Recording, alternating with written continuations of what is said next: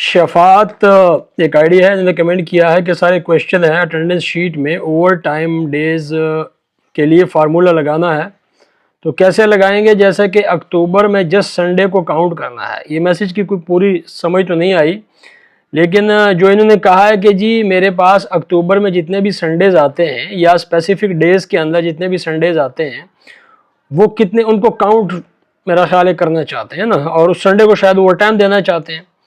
तो उसके लिए आपने क्या करना है, सबसे पहले तो आपके पास देखें ना, मैंने आपने अक्टूबर की बात की है तो मैंने यहाँ पे सितंबर का 1 से लेकर और 16 सितंबर तक यहाँ पर डाटा लिख लिया है।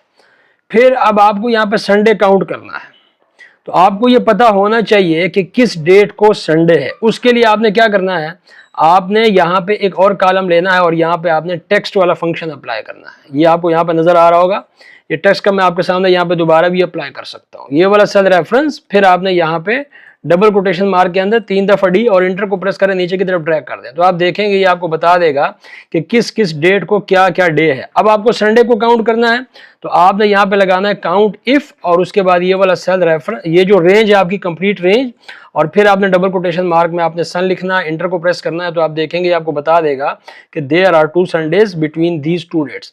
और अगर इसके अलावा आपका कोई और क्वेश्चन है तो फिर आप दोबारा कर सकते हैं। मेरी समझ में जितना आया मैंने यहाँ पे आपको बता दिया। ठीक है, थैंक यू वेरी मच।